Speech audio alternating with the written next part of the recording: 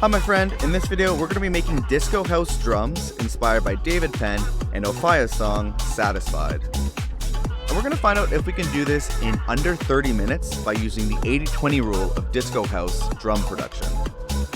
What you're listening to right now is the song we'll be working on. And what you're looking at right now is the Ableton project file that we'll be working on. In particular, we're going to focus on this drum group right here, and we'll be going in order of how I built out the track. So starting with the kick, the snare, the clap, and in this instance going all the way down. This way you can kind of follow along and kind of recreate this or be inspired in your own workflow as you're building out your own drums for your songs. All in all, these drums did take me about 30 minutes to recreate against this reference track here. And all in all, this song, mixed, mastered, arranged, completely ready to go, as you can see here, took about 5 or 6 hours of in-studio time. So make sure you stick around to the end of the video. We'll be going over that 80-20 rule again, so you can learn how to make songs super fast, just like this. And if finishing songs faster is very, very important to you, I've also made you a free bundle of templates, samples, and special bonuses that I use to completely finish one song like this every single week. Visit the link that's on screen now or in the description to grab the ultimate song finishing toolkit for free. And if you want to take things to the next level, you can also find a link to this video's project files in the description as well. But with that said, let's jump into this. Alright. So let's jump into this. First thing I want to go over is the kick drum. And right off the bat, I'm going to show you something a little bit different than I've shown on this channel before. And honestly, I try not to swear, but you're going to fucking love this. So what I've done here is, first main thing here, also jumping back to that 80-20 rule, is having the reference track in your file. So I have David Penn and OFFAIAH's song Satisfied here in the project file, and I've set it so it's turned off, and I mapped the S key on my keyboard so that I could flick back and forth between what I'm listening to and building and the reference track, just like this. Just like that. And so when it comes to building out the kick, what I did is, like normal, I found a little spot here. Like you can see, I made this little cut in the reference track where the kick was kind of playing by itself. Then what I did was I dragged it onto this little rack I made called the R kick, which is short for reference kick. So drag it onto here, and you have like the quick macros to be able to quickly kind of isolate the kick drum so no other sounds are playing, and you have a kick drum that you can use. However, what I did to take things to the next level is then what I did was I flattened and froze it. So right click, flatten, and then right click again, and then press freeze. And that creates something like this over here. So then we have that reference kick playing here, and I was able to then cut it. And then this is where things get a little interesting and different, I think. So I then grabbed this sample and I dropped it into this program here called Synonym. You can see here I'm trying it out as a 30-day trial. There's a couple different types of these sample plugin library manager things that have some kind of machine learning or AI where if you drop a sample into it, it can then reference all the other samples that you have on your computer to find something similar. So the idea is I drop that kick into here, which sounded like that, a little bit different. And then you can, I think, click this button here, and it'll show you a whole bunch of different samples that you have that sound similar or different degrees of similarity. Then what I did was I dragged that into the drum rack that I have here, a couple of different sounds, and then kind of jumped between them using the selector that I have here, so I can change them and flick for the reference, back and forth. And I ended up on this one here, which is a sample from Rocket Powered Sounds, which we'll talk about later. And so this is a cool way, I think. I want to keep playing with this. I'm going to refine this in future videos, but I like it because what we can do is we can extract the kick from a reference that sounds really good, then drop it into a program that's going to use AI or machine learning to find similar samples from our library that haven't been stolen from a song for one, and are like the perfectly isolated kick drum ready to go in your project. So that's how I ended up finding the sound for the kick drum. The next point is, well, first thing is the pattern, really. It was just classic 4 on the floor. So if you have a look at this, boom, very simple. Main thing is just flicking back over the reference track to listen for the notes. Boom. Then the second thing was that whole song and dance building a drum rack of similar samples after extracting the kick, and then just trying to get the right sound. Flicking back and forth. And then onto the processing, which isn't too much usually. So what I'm running this into here is, I have an EQ8, but I just have it, if you can see the red dot here, it's an automation. So at certain points, it just gets rid of the lows. It's more of an arrangement, micro transition kind of trick. Then I am running it into some drum bus, which I've been experimenting with a little bit more on the kicks, because what we can do is set it to a certain frequency, which can be in the key of the song. Doesn't necessarily have to be the exact same like key of the song, because then you can get kind of clashing of frequencies. So just adding a little bit of boominess here. If we turn it off, it's very subtle, I would say. And that's really it. Main thing is finding the right notes, picking the right sounds, and flicking back and forth between this and the reference track so you get the right volumes. The volumes is really the biggest thing. I mentioned it a lot here, but volumes is super important. Flicking it kind of on time like that. Cool. So the next thing that I brought in was this snare. So let's have a listen to that and a look at the pattern. And so flicking back and forth between this and the reference, it's just a classic, like it's on the 2 and the 4 and the 2 and the 4 in terms of the pattern. In terms of the sound design, I did try to do something similar with Sononym, where I extracted out oh, I can't find it, but whatever. I extracted out a spot in the reference track where the snare was more or less isolated, dropped it into Sononym, found a bunch of different snare sounds. We can have a look here, and built out just for 3 or 4 using that similar sound feature. Found a bunch of different ones again from Rocket Powered Sound, and then landed on this snare here using the selector to kind of pick the right sounds is the main thing. So let's listen back and forth.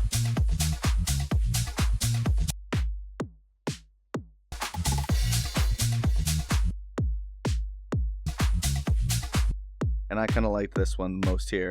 So also when listening for the snare, there's usually a snare and a clap layer, so you're kind of listen more to the middle of the sound in terms of the stereo spectrum to hear the snare, I would say. Usually the claps are panned left and right, a little bit more stereo. So that's a look at that. Main thing was getting the sound selection right, then running it into my standard channel strip, but in this case, just removing a bunch of the lows here, and that's really it. And then again, trying to get the volumes right. Next thing I added in was a clap, so let's take a look and a listen to that.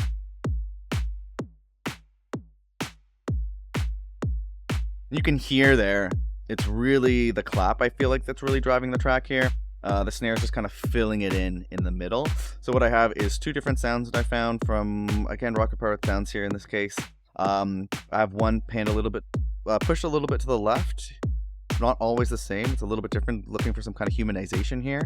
And then the other one, I have another clap there that's pushed, I think it's more or less just dead center. So I just have one that's kind of moving a little bit off the grid. Then what I'm doing here is I'm panning it a little bit left. No, I'm not. They're just layered over top of each other. Cool. So yeah, just found 2 cool clap sounds. Flick back and forth.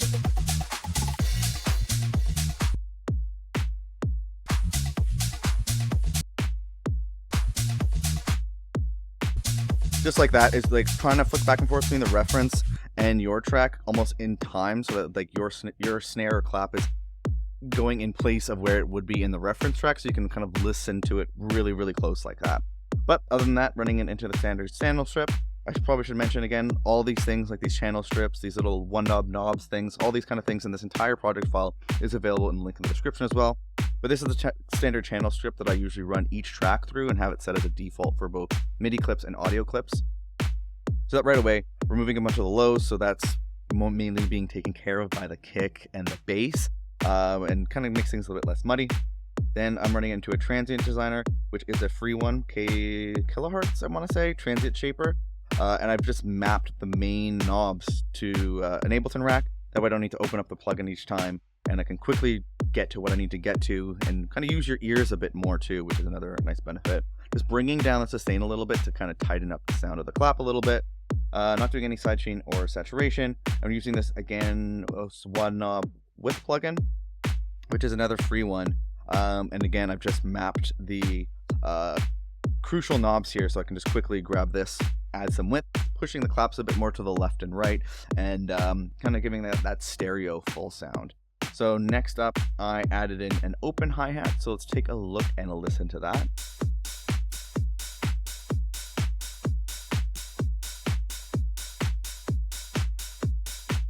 And so what we got going on here is the classic kind of position for an open hi-hat, so it's like the off beat in between each one of these beats. I have 2 claps being layered here, and the only difference is there's a little bit of change in volume or velocity. So the first hit's a little harder, the second one's a little softer, just trying to add some kind of humanization. Went for 2 different hi-hat sounds. Let's see if we're doing anything in terms of like panning. So I have one that's panned a bit to the right in the simpler device here, and then one that's probably panned similar to the left. So it's kind of giving it a stereo sound. I feel like in this kind of like disco housey kind of vibe, it's pretty common to have this kind of like badass open. Hopefully that didn't, microphone just fell, sorry about that. But yeah, kind of going for this like super fat, like it's taking up quite a bit of the sound, I would say. So let's flick back and forth between this open hat and the reference track. Kind of take a listen to the sound selection as well as the volume is what we're going for here. So let's have a listen.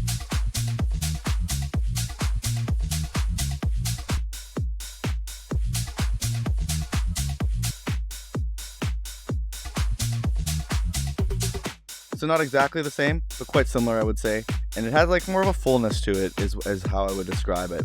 So other than that, the next thing is looking at some of the processing. So I'm running it into a bit of an overdrive here, trying to add quite a bit of volumes happening there. Whenever anybody on YouTube, including me, does stuff like this, if it's like, oh, look at this plugin, if it's mostly adding volume, like remember to keep that in mind. It's like, oh, well, that sounds better. Like loudness just sounds better to the human ear. So in this case, it's not volume matched. So pay a little bit more attention to like kind of the distortion fullness that it's kind of adding as opposed to just the volume. You can see it sounds like fuller, a bit like crispier and distorted, as well as a volume increase. But probably the main thing you're hearing is a volume increase. So keep that in mind in this instance, and whenever you come across it, to be honest too. Next thing is running it into the standard channel strip. So removing a whole bunch of the lows here, using the transient shaper to add a bit more attack so that the transient's a bit punchier and in your face a bit more, and tightening up the sustain a whole ton so that the open hi-hat sounds way less floppy like that, I guess, and it's a lot tighter. Then we're running it into a 1-knob sidechain. It's just Ableton Saturator, just mapped here so that it's easy to get to, and that's about it. Main thing again is volumes. We'll move on to the next, which is going to be the closed hi-hats, which is adding a lot of the groove, and well, let me just turn it on and let's have a look and listen.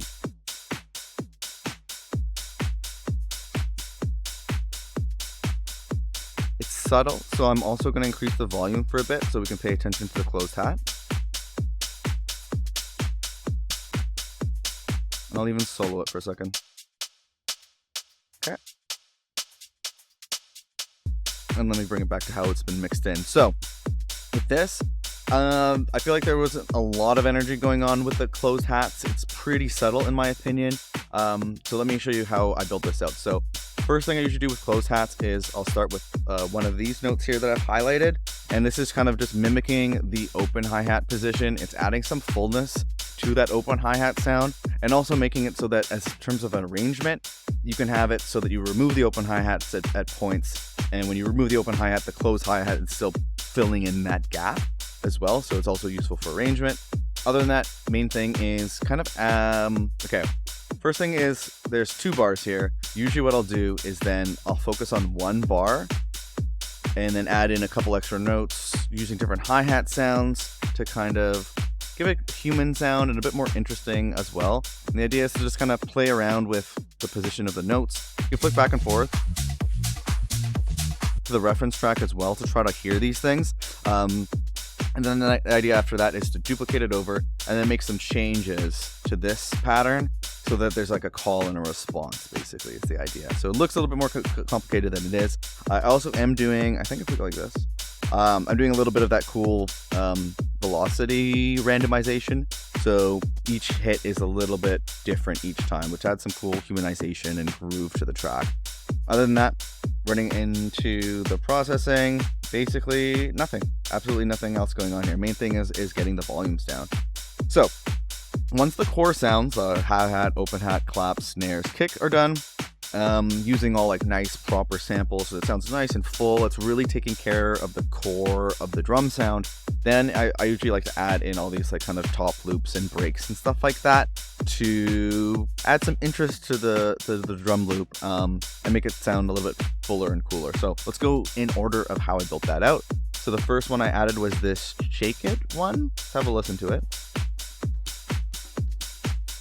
And let's listen to it soloed.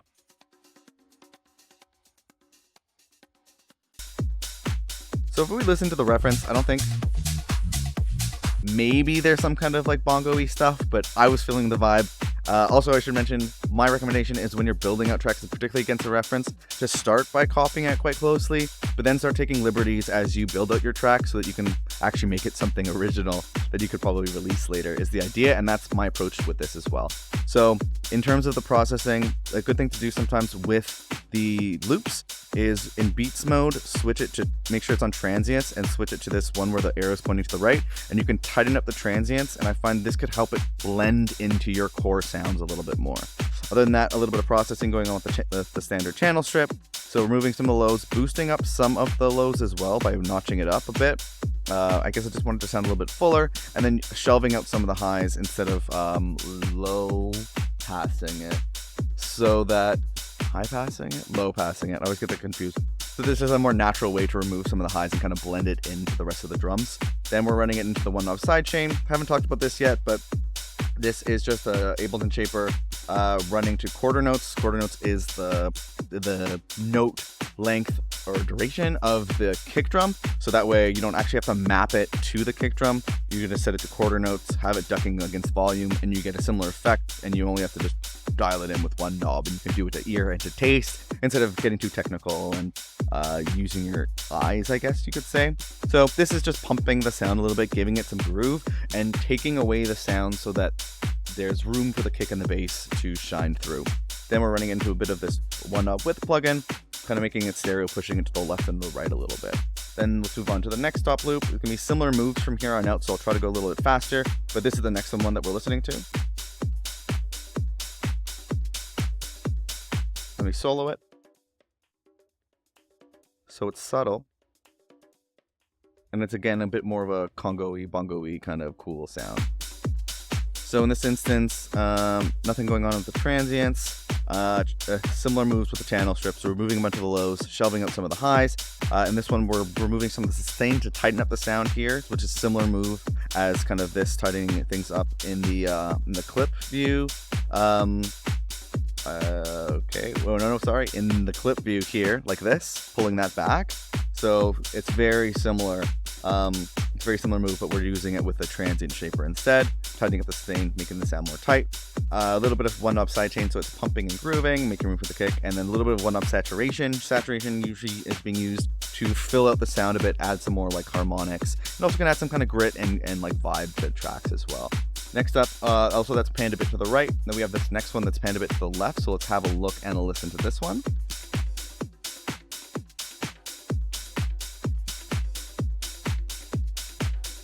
Solo it for a second. So another cool kind of congo-y, bongo-y thing. If we have a look here, again, we're pulling back the transients a bit to tighten it up. There's actually something cool that I want to show you. I might have did this on some other tracks, but I don't want to double back. But I switched it to clip and set it to gain, and then brought down the gain in this track so that I'm kind of controlling the sounds that are coming through in the top loop a little bit. I didn't want whatever this was coming through as much. It might have been kind of like tonal, or I just didn't like it. This is something you can do too to kind of, again, customize your drum loop, your top loops a little bit more, make them a little bit more unique as you're blending them into your drums. Then we're running it into this channel strip, removing some of the lows, shelving out some of the highs, ducking out some of the sustain to tighten it up a bit, a little bit of 1-knob sidechain, and away we go. The next thing is this cowbell. I don't know if I'm actually... I wasn't using that, so let's remove that. This next one, actually I gotta move it to over here, because in the reference track, we listen to that cowbell. I just found a loop to kind of emulate that, and let's have a listen to what that sounds like over here. Definitely not the same.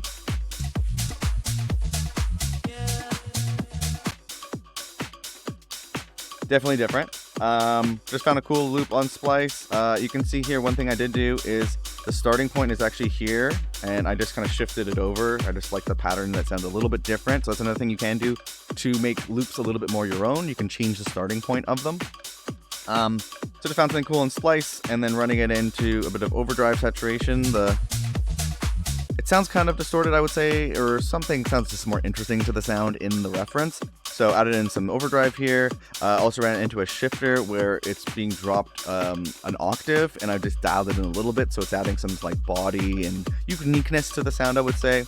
And then standard channel strips up, removing some of the lows, shelving up some of the highs, one knob sidechain, a little bit of saturation to fill up things out. And then I'm also using that width plugin to make it mono, just with one knob here. And that's that one. And then we have another loop here, which is the last one.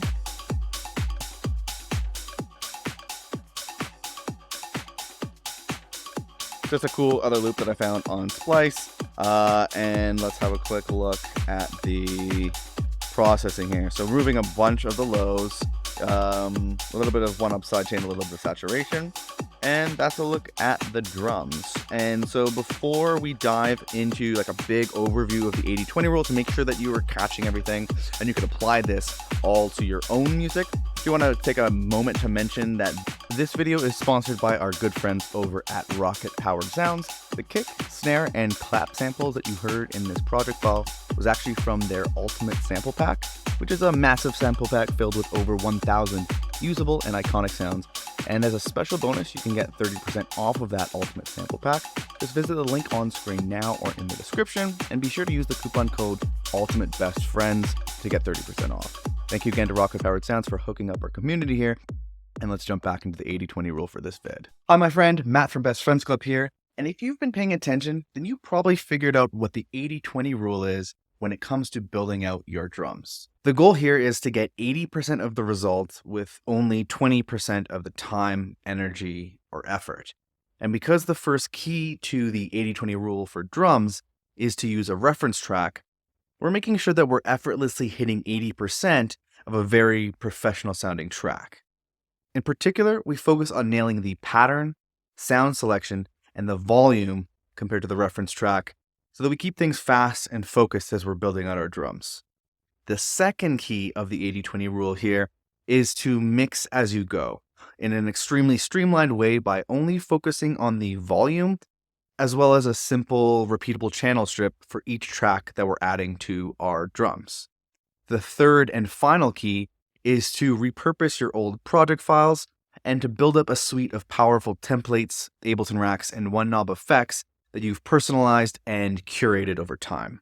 If you'd like to get a head start by downloading all the racks, templates, and all the files that you've seen me use in the Ableton project file for this video, or if you'd just like to take a closer look at any of the techniques or tracks you saw me work on in this video at your own pace, you can find a link to this video's project files on screen now and at the second link that's in the YouTube description. I'm recreating a different song from the Beatport top charts every single week and making the project files available to anyone who wants them. You'll also get access to a private Discord where you can ask me and the community questions, as well as share tracks for feedback. If you or your music are not quite ready for a shot in the arm like that, I've also made you a completely free bundle of templates, samples, and special bonuses that have helped me figure out how to completely finish one new song each and every single week. And you can grab that free Ultimate Song Finishing Toolkit by visiting the first link that's in the YouTube description here. However, if you just feel like staying on YouTube for now, that's totally fine. Save that link for later and check out this playlist of videos where I remake drums from other songs from the Beatport top charts. Or if you want to take what you've learned in this video to the next level, definitely check out this video right here.